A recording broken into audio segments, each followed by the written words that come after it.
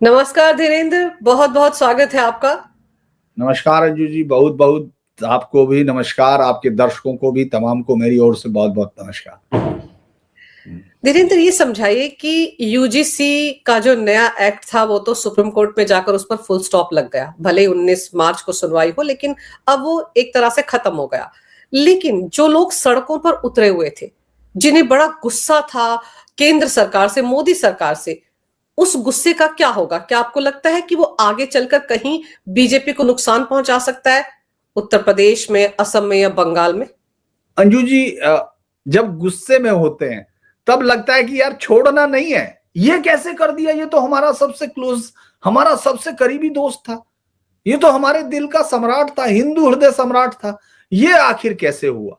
ये स्थिति आपने देखा होगा, गुस्सा था, लोगों का गुस्सा था, और वो गुस्सा इसलिए था क्योंकि वो स्नेह भी करते थे। देखिए, उसमें दो तरह के लोगों के आपने देखा होगा, आपके उस पर भी आए होंगे सारे कमेंट, और चूंकि आप पढ़ती भी हैं, उन सबको सुधी हैं आप उन सब से, तो आप देखेंगे मजेदार बात ये थी कि 90% लोग तो जरूर गुस्से में थे, लेकिन उनकी वाणी में संयम था, उनके लेखों में संयम था। अगर आप उन 10% का देखोगे, जैसे मुजफ्फरनगर में वो पकड़ा गया कि उसने नाम तो वो था तो मुस्लिम लड़का, और वो हिंदू नाम से जो है लगातार गालियां देना योगी को, मोदी को, हम ये नहीं करेंगे, वो क्योंकि उसको पहले से ही नहीं देना था, वो तो नफरत में जिंदा है ना, तो उसको तो वो पहले ही नहीं देना था। लेकिन वो ऐसे मौके का इस्तेमाल कर रहे थे, जो अपर कास्ट के लोग, जो लगातार दूसरी पार्टियों से जुड़े हुए, अपर कास्ट कहना बहुत ही घटिया शब्द है, मैं माफी मांगता हूं, जनरल कैटेगरी हमको कहना चाहिए, क्योंकि कोई अपर लोअर नहीं है।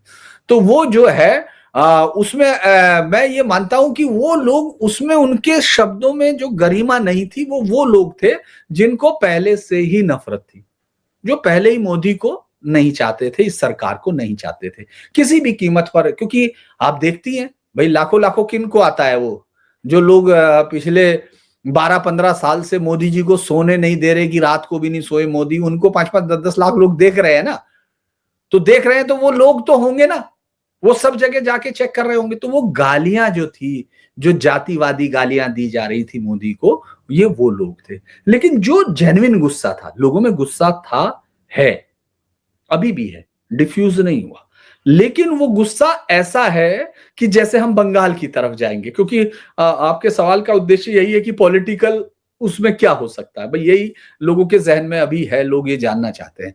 तो मुझे लगता है कि चाहे वो कितना भी गुस्सा करे, उनको जाके देखना होगा, जब वो फिर दोबारा फैसला लेते हैं, जब आपको कोई फैसला लेना होता है, तो आप जाके फिर देखते हैं कि कंप्लीट पिक्चर क्या है। गुस्से में जरूर पता नहीं चलता कि क्या हुआ, लेकिन फिर जब आप ठंडा होता है, आदमी देखता है कि ये क्या हुआ, ये जरूर गलती हुई थी, बड़ी गलती हुई थी, क्योंकि आपने 12 साल तक जिस नरेशन को खड़ा किया, जिस नैरेटिव को बनाया और जिन लोगों को यकीन दिलाया, उनका यकीन एक झटके में टूटा, बहुत सारे लोगों को। लेकिन इस दौरान एक रोशनी की किरण क्या थी, कि वो ये रही कि बहुत सारे लोगों ने, आपने देखा होगा, खास तौर से प्रधानमंत्री मोदी का जो वोटर सपोर्ट बेस ओबीसी में था, दलित में था, या जनरल कास्ट का था, जो बैलेंस था, जिसको झटका लगा। लेकिन आप देखेंगे उन्होंने भाषाओं के संयम नहीं तोड़े, आपको कोई भी ओबीसी का आदमी सड़क पे उतरता नहीं दिखा, जबकि इससे पहले ये जबरदस्त होता था। इसका मतलब ये है कि लोगों ने ये माना कि आपने गलती की है, और आपकी गलती पर हमने आपका विरोध किया, आपके खिलाफ कोर्ट तक गए, और हम अब लड़ेंगे पूरी ताकत के साथ अगर आपकी आगे गलती होगी। लोग सजग रहने की तरफ बढ़े। लोगों का जो एक ये था कि भाई प्रधानमंत्री मोदी की बातों पर हम आंखें मूंद के यकीन करेंगे, लोग अब फैसलों को देखेंगे, एनालाइज करेंगे और वो देंगे। तो इसीलिए जब वो चुनाव में जाएंगे, वो एनालाइज करेंगे। जैसे गृहमंत्री अमित शाह अपने कार्यकर्ताओं की मीटिंग ले रहे थे बंगाल में, मैं देख रहा था, मैं उस पूरी मीटिंग को लाइव देख रहा था, तो मुझे लग रहा था कि कितना जोश के साथ उन लोगों में था, वो कार्यकर्ता थे, वो पूरे जोश के साथ हैं, क्योंकि उनको मालूम है कि हमारी लड़ाई कहां है, हम इस वक्त किस फ्रंट पर लड़ रहे हैं। हमको एग्जिस्टेंस का संकट है, हम हमारे अस्तित्व के लिए लड़ रहे हैं। मैं ये नहीं कहता कि ममता बनर्जी हार जाएं या जीत जाएं, वो अलग चीज होगी, लेकिन मैं उन कार्यकर्ताओं के नजरिए से देख रहा हूं कि वो ये सोचेंगे कि हमको अभी बाहर निकलना है, तो स्कूल तक जाने के लिए हम उसी रूप में जा पाएंगे कि नहीं जिस नाम से हम चल रहे हैं? वो प्रेशर है लोगों के ऊपर। बंगाल में उनकी लड़ाई वो है। असम में 64 लाख घुसपैठिए 2001 से 2016 तक आ गए, ये उन्होंने कहा, यानी जब तरुण गोगोई सत्ता में था। और आपने देखा उससे डेमोग्राफी बदल गई। तो हेमंता बिस्व शर्मा जिस चीज से लड़ रहा है, किस चीज से लड़ रहा है? वो लड़ रहा है सबसे बड़ी चीज की एक आबादी जो 34% 2011 की जनसंख्या में थी, आज की डेट में वो 34 से 38 हो सकती है। वो उन सब से लड़ रहा है जिनका आईडीए में नेशन सिर्फ एक सब्जेक्ट भर है, जिसको वो ओवरकम कर लेंगे। मुझे ये कहने में कोई हिचक नहीं, मैं इस बात से डरता भी नहीं, क्योंकि मैं रिकॉर्ड सहित बात कर सकता हूं। तो वो जो लोग हैं उनकी लड़ाई, आपको क्या लगता है कि अंजू जी क्या होगी? उनकी लड़ाई पहले इन लोगों से जो धुबड़ी को बदल चुके, बरपेटा को बदल चुके। और चूंकि वो बहुत बड़ा सवाल है, एक बार आपकी पूर्व सहयोगी, मतलब हम लोगों के साथ पत्रकारिता में तो है ही है, रवीश, उसने एक सवाल किया था कभी, मुझे याद है, उस समय मैं रिपोर्टर था, उससे एक अपने को पैनलिस्ट से, कि मान लीजिए चलिए हम सब मुसलमान हो गए तो भी क्या? बात उसकी बड़ी जेन्युइन ऐसे लगेगी कि आपको ये कितनी बड़ी समझदारी की बात कर रहा है ये आदमी, लेकिन उसकी मूर्खताएं, अगर कोई सामने बैठा हुआ आदमी समझदार होता, वो अलग बात है, वो बेचारा पता नहीं कैसा था, तो उसको समझाता कि अगर हम लोग वो कोई भी हो गए तो वो 57 में से एक हो जाएंगे। जहां कहीं भी डेमोक्रेसी नहीं है, बिल्कुल, जहां कहीं भी महिलाओं को राइट नहीं है, जहां शादी के वो लोग हैं, जहां 4 शादी, जहां महिलाएं आधे दिमाग की हैं, जहां महिलाएं तंबू में रहती हैं ये कहते हुए कि ये हमारी चॉइस है, क्योंकि जब उनकी चॉइस नहीं निकलती तो उनको छड़ी से पीटा जाता है। तो ये चॉइस आपको असम में करने देगी क्या? उनकी लड़ाई क्या है? उनकी लड़ाई इस वक्त वो है, वो जानते हैं कि मोदी, प्रधानमंत्री मोदी के इस फैसले ने हमारा दिल तोड़ा है, हमको वो किया है। लेकिन बंगाल में आपकी लड़ाई क्या है? आपकी लड़ाई बांग्लादेश ना बन जाए ये डर है, क्योंकि मोदी से तो आप कोर्ट में निपट लिए ना भाई। मोदी सरकार, धर्मेंद्र प्रधान, वो जगदीश, वो विनीत जोशी, वो तमाम लोग खड़े हो गए कोर्ट में जाके, उनके मुंह में दही जम गई। उनके मंत्रियों को सड़क पे निकलने में, बोलने में, जिस गिरिराज सिंह को बोलने से रोकने के लिए पूरी मीटिंग करनी पड़ती थी बीजेपी को, सारे पत्रकार डर गए कि वो कहीं गूंगा तो नहीं हो गया बेचारा ये आदमी, कहीं, क्योंकि बोला ही नहीं, ऐसे तो हो नहीं सकता। तो इन तमाम लोगों को मैं ये कह रहा हूं कि इस सब के बावजूद ये जनता ये डिसाइड करेगी। 370, श्री राम जन्मभूमि का बहुत ही पवित्र मंदिर, काशी का कॉरिडोर, वंदे भारत, ये तमाम चीजें देखी जाएंगी। इस दौरान तक क्या हुआ? एक ऐसा प्रधानमंत्री जो समझ भी रखता है, जो साथ भी खड़ा हुआ, और एक फैसला गलत हुआ तो ठीक है, आगे ठीक है, हमने ठीक कर दिया, हमने उसको जो है समझा दिया कि अब आप हमारा अपनी मर्जी से इस्तेमाल नहीं करोगे, मैं ये बता रहा हूं। अब हम यानी सनातन के लोग आपका अपने लिए इस्तेमाल करेंगे। जब तक आप हमारे लिए फिट रहोगे ठीक है, नहीं होगे तो हम तो कोई दूसरा सारथी ले आएंगे, क्योंकि अब महारथी सनातन होगा, ये जान लीजिए। अब महारथी सनातन है, इस लड़ाई ने ये साबित किया। ये एक अच्छा मतलब आउटकम आया। हालांकि बहुत सारे बीजेपी के नेताओं ने आपको भी फोन किया होगा, क्योंकि ऐसा तो है नहीं कि आप लंबे समय तक उन लोगों के संपर्क में नहीं होती थी पैनल में, तो वो भी समझा रहे होंगे कि देखिए इससे हमको बहुत फायदा हो गया, इकट्ठा हो गया ऐसा चीजें। तो ये वो बेचारे अपने चेहरे, लाल चेहरे को ये बता रहे हैं कि वो गलती से रात वो जो है ना बीवी की वो लिपस्टिक लगा ली थी, वो हम लोग लगाने कुछ और वैसलीन चाह रहे थे, तो वो ये वाली बात है।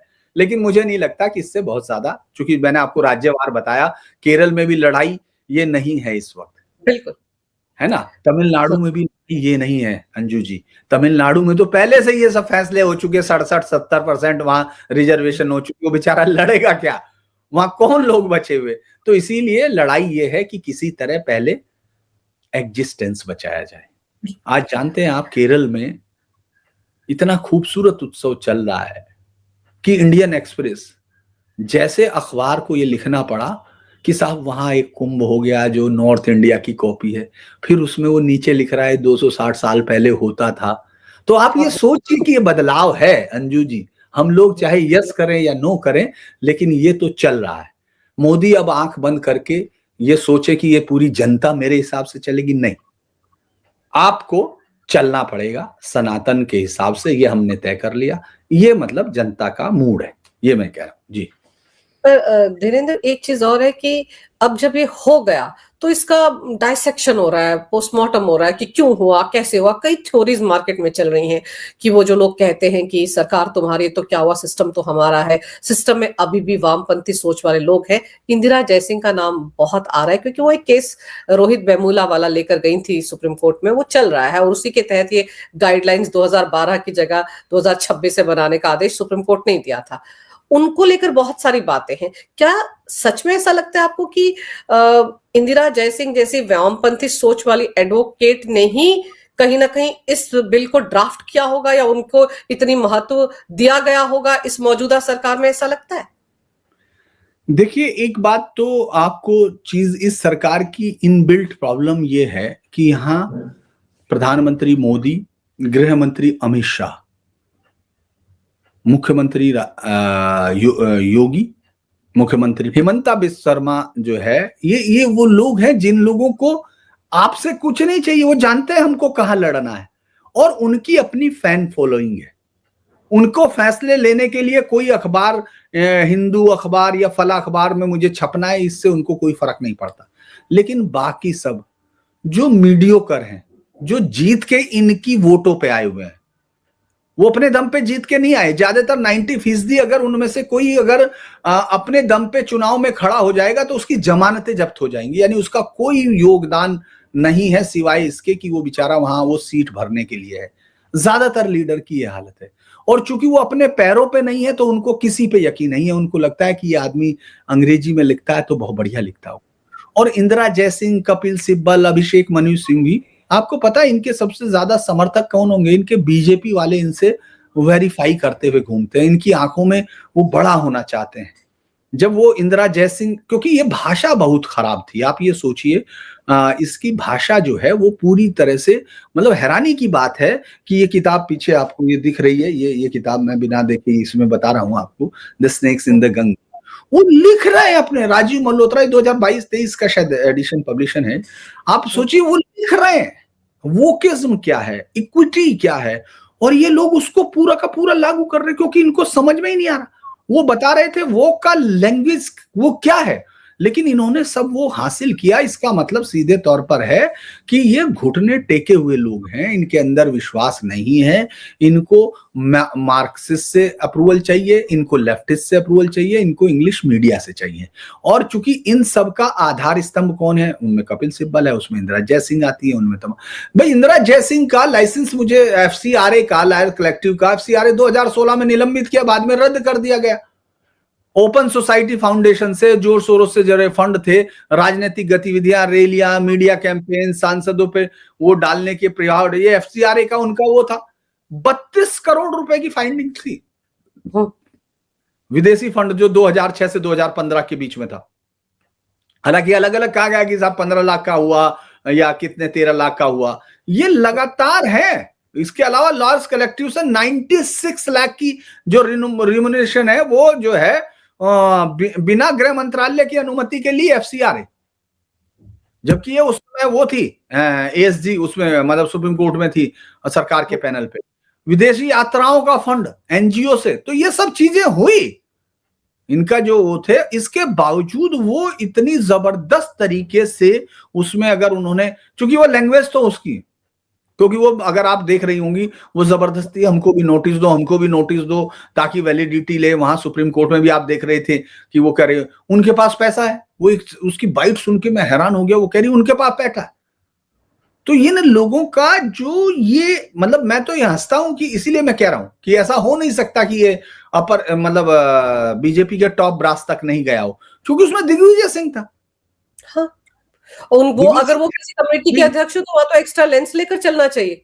नहीं, वो लेके चलते हैं, मैं यही तो कह रहा। इसीलिए ये कहा नहीं जा सकता कि ये लोगों को मालूम नहीं था। इनको मालूम था, इन्होंने किस लिए किया ये बात अभी तक सामने नहीं आई है। और जो लोग हैं कि जिनके सोर्सेज होंगे, मैं जानता हूं उनके सोर्सेज कितने होते हैं, वो सरकारी जो होता है चपरासी के आगे वो बेचारे जा नहीं पाते हैं, क्योंकि मैं भी जानता हूं उन सोर्सेज को। तो इसीलिए मुझे लगता है कि अभी भी इसमें आना बाकी है, लेकिन वो अलग बात है। सबसे बड़ी दिक्कत ये है कि बीजेपी की लीडरशिप के पास उस तरह का इंटेलेक्ट नहीं है। ये मेरा मानना है, हो सकता है वो कहने लगे ये बहुत बड़ा इंटेलेक्ट मान रहा होगा क्राइम रिपोर्टर, लेकिन मेरा ये मानना है कि उनके पास वो नहीं है, क्योंकि अगर वो होता तो बराबर के लेवल पे होते, उस तरह की मूर्खताएं नहीं होती। क्योंकि उनको जैसे प्रधानमंत्री मोदी अगर कोई भी चीज बोलते हैं तो वो अपने पीछे रेफरेंस रख के लाते हैं। उस तरह के कुछ लोगों को मैं इनके देखता हूं जिनको ये बहुत ही वो मानते हैं, वो मुझे लगता है कई बार कि वो व्हाट्सएप की नॉलेज से, जैसे आप देखें निशिकांत दुबे ईडब्ल्यूएस पे आ गया। हाँ, सफाई देने के लिए सबसे पहले वही तो आए सरकार की तरफ से, उससे पहले तो हर कोई खामोश था, ऐसे लगा था वो भी सदमे में चले गए हमारी तरह। नहीं, और उसके पास क्या था, ईडब्ल्यूएस। जैसे घर में लड़ाई हो जाए, पड़ोसी वाले कहने लगे कि तूने तो मेरे घर के से नलके से पानी लिया था, तू कैसे बोलेगा, तूने तो चाय बनाई थी उस दिन हमारे घर से चाय की पत्ती लेके। क्या बेवकूफी की बातें कर रहे, मैं यही तो कह रहा, क्योंकि वो जब संसद में बोल रहे हैं, आपने देखा होगा कि वो बहुत बड़ा उनको कोट किया जाता है, फला ये सब करते हैं आजकल, ये सब करना यूट्यूबर्स का काम ही है। तो उनको लगने लगा कि वो बहुत बड़े नॉलेज उनके पास है, और यूट्यूब उससे पढ़ के आ जाते हो कि तुमको कोई भेज देता है, तुम उसमें से उठा के चैट जीपीटी पे और उस पे लग जाते हो, और तुमको सोचते हो कि तुम नेहरू को गाली देके, चूंकि लोगों के जहन में ये है। भाई इसमें तो कोई नेहरू नहीं बैठा था ना, इसमें तो किसी ने नहीं कहा। और बार बार पहले झूठ लेने की कोशिश की। आप देखो झूठ क्या था कि साहब ये तो सुप्रीम कोर्ट ने कहा। भाई सुप्रीम कोर्ट ने क्या कहा, तुम्हें कत्ल कर दो इनका। सुप्रीम कोर्ट ने क्या कहा, सुप्रीम कोर्ट ने कहा कि गाइडलाइंस बनाओ यार, सीधे तौर पे गाइडलाइन बनाओ। तो वो नहीं, वो आप अपने से लाए। इतनी ज्यादा आप कह रहे हो जो नोटिस सर्व नहीं हो रहे थे उन पे ला रहे हो आप बना के। तो इसीलिए, और ऐसा है जब इस तरह की कमेटी आती है, लोगों को मालूम नहीं है कि बनती कैसे है। नोटिंग्स पे साइन होते हैं, उनको मालूम, ये जो बैठे के कहानियां सुनाते हैं उनकी सुनने की जरूरत नहीं। सबको मालूम है किस पेपर पे कहां से नोटिंग शुरू होती है, उस पर काट के साइन किया जाता है, नीचे नोटिंग, और वो ऐसे ऐसे करके फाइल बढ़ती जाती है। तो इनकी फाइलें पढ़ लो, पता चल जाएगा। यार कोई दूध पीते बच्चे हैं कि आपके हाथ में दे दिया और साइन कर दिया आपने। इंदिरा जयसिंह अपने एक क्लाउट रखती हैं, तभी तो वो यहां है। भाई इंदिरा जयसिंह है और जितने ये बाकी सब लोग हैं सुप्रीम कोर्ट में अपनी, जो इकोसिस्टम के लोग हैं, जो इकोसिस्टम के लोग हैं, अगर ये बार बार कहते हैं कि इकोसिस्टम नहीं तोड़ पाए, तो यार ये तुम्हारी मजबूरी है। भाई आपको जनता मैक्सिमम क्या कर सकती है, तमंचे लेके सड़कों पे थोड़ी उतरेगी यार, वो थोड़ी करेगी। वो तो वोट देना जानती है, अपने आप को कम्युनल कहलाती है। अपने आप को आप सोचो, जिन पत्रकारों ने या हम लोगों के साथ भी देखिए, मैं कई बार लिखता हूं तो बहुत सारे लोग मेरे नीचे अब लिख रहे हैं, मेरे यूट्यूब पे लिखते हैं कि आप जब वहां थे तो आप सेकुलरिस्ट थे और आप ये थे और आप अब ये आगे चोला उतार लिया, आप फलाओगे। बहुत सारे मेरे दोस्तों को लगता है कि ये क्या हो गया। तो आप ये सोचिए कि वो इंस्टेंस नहीं बदला ना। हम लोगों ने कहा कि हम ओपन एक्सप्रेस कर रहे, उसका जवाब क्या हुआ कि आपको कम्युनल कहा जाने लगा, फासिस्ट कहा जाने लगा। इसी तरह जनता के भी तो जो वोट देने जाते हैं, जिन्होंने कहा होगा पहली बार कि हम मोदी को वोट देंगे, उनके पड़ोसियों ने कहा होगा कि तुम पागल हो गए, फासिस्ट हो, इसके बावजूद उन्होंने वोट दिया आपको। तो वो वही कर सकते हैं। तुम अगर इकोसिस्टम नहीं तोड़ सकते तो तुम्हारी दिक्कत है बॉस, उनकी नहीं। और इसका सजा भी, अब चूंकि देखिए ये तो तय है कि भाई उनके पास बहुत ऑप्शन अभी नहीं है, लेकिन आज तक ऐसा कभी हुआ नहीं कि देवानंद जब बहुत बड़े स्टार थे, कि ग्रेगरी पैक हैं, या जब राज कपूर थे या दिलीप कुमार थे, कि साहब इन तीनों के बाद कौन आएगा। अगर वो तीनों के चक्कर में यही रहते नया कौन आएगा, तो फिल्म इंडस्ट्री थोड़ी बढ़ती, तो बढ़ती जाती है। ऐसे ये भी अब जनता ने, देखिए जनता इनसे विश्वास नहीं हो रही। आप देखेंगे बड़ी इंटरेस्टिंग बात यह है कि सारी जनता, जो लोग थे, जितने लोग गुस्से में थे, जितने लोग इनके खिलाफ हैं, आप देखो जाके, मैं बिल्कुल तमाम दर्शकों को भी कहता हूं वो चेक करे जाके, यूट्यूब पे कर ले, उस पे कर ले।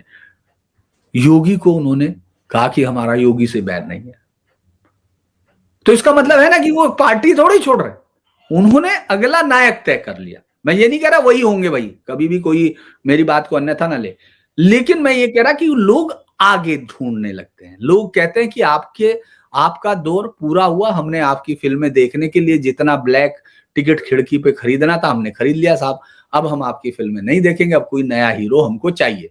पिक्चर हॉल में तो जाना ही है, तो पिक्चर हॉल उनको पसंद है तो वो जाएंगे इसी में। बस अब कोई नया हीरो वो ढूंढने लगेंगे, ये हो सकता है बस। जैसे कि एक इकोसिस्टम है जो पीडीए की बात करता है, और जब से योगी जी ने कहा, जब से पीएम मोदी ने कहा कि एक है तो सेफ है, बटोगे तो कटोगे, एक ऐसा इकोसिस्टम है जिसको लगता है कि ओबीसी का बहुत सारा वर्ग जो है वो बीजेपी के साथ है, एससी एसटी में बहुत से लोग थे, तो वो जातियों में बांटने की जो बात है, आपको लगता है कि एक ऐसा टूल किट कहीं बाहर से आया? जब इंदिरा जयसिंह फोर्ड फाउंडेशन से फंडिंग ले रही हैं 32-32 करोड़ की, तो उनके जरिए आपको लगता है कोई टूल किट तैयार किया गया इस बहाने समाज को बांटने का, ताकि वो ये जो सामान्य वर्ग बीजेपी के साथ खड़ा है ये भी टूट कर अलग हो जाए? ऐसा हो सकता है? ये बात हमको मुश्किल लगती है। देखिए वो तो कोशिश करते रहेंगे, हमेशा कोशिश करेंगे, क्योंकि जैसे टूल किट का काम क्या होता है, हमको दो अंतर करने होंगे। जैसे टूल किट का काम क्या होगा, टूल किट का काम ये होगा कि वो अविमुक्तेश्वरानंद ने जो शुरू किया उस खेल को बड़ा कर दे, है ना, उसने उस खेल को बड़ा कर दिया कि साहब ये देखिए। उससे पहले क्या हुआ, दाल मंडी में जो टूट रही थी, जो चूंकि सड़क और वो सब चौड़ा करना है पूरे देश में सबसे ज्यादा, ये जो है इसको अगर हम लोग देखें तो उसमें चूंकि मुआवजा 4 गुना दिया जा चुका मार्केट रेट से, लेकिन उसमें ज्यादातर मुस्लिम लोगों के घर टूट रहे थे, या मतलब जो सड़क पर वो था, तो वो नैरेटिव दे रहे थे कि साहब ये है, लेकिन उस समय उनके नैरेटिव को कोई सुन नहीं रहा था, क्योंकि लोग ये जान चुके कि ये विक्टिम कार्ड सबसे ज्यादा रखते हैं, आक्रामक है, हत्या करेंगे, मर्डर करेंगे, और उसके बाद कहानी सुनाने लगेगा कि साहब ये टीचर का बेटा है, आतंकी टीचर का बेटा हो जाता है। फिर शर्जिल इमाम और वो खालिद, जो सीधे तौर पे जिनको सुप्रीम कोर्ट नहीं दे पा रहा अब तक, वो अभी भी आप देखोगे अभी तक सारे ट्विटर हैंडल पे यही चलता है कि वो बेचारे ऐसे हैं, ये है, तो उनके पास विक्टिम कार्ड का एक जो है कंप्लीटली रिचार्ज है पूरी जिंदगी का। तो वो आप देखेंगे अचानक क्या होता है कि वो वहां मणिकर्णिका घाट पे एक बहुत खूबसूरत जगह बनाने के नाम पे वहां ये हो रहा है कि साहब एकदम देखिए किस तरह वो काम होता है इकोसिस्टम में, वो काम होता है टूल किट का, वो काम होता है वो जो आप जिनका जिक्र कर रही हैं कि वो साहब वो है। फिर हामिद अंसारी उस टूल किट के पार्ट होते हैं। जब वो कहते हैं कि गजनवी और वो, क्योंकि वो अगली प्लानिंग कर रहे होते हैं, वो प्लानर है, वो प्लानर में शामिल है, उसको मालूम है मेरे कहे का क्या मतलब है। लेकिन अविमुक्तेश्वरानंद उसमें एक पार्ट हो सकता है, लेकिन वो उसके प्लानिंग में नहीं हो सकता, क्योंकि उसका रोल उतना ही है। तो वो सब है, लेकिन बाहर के टूल किट को आप ये कहें कि वो प्रधानमंत्री से ही करा रहे, फिर तो कोई बात ही नहीं बची।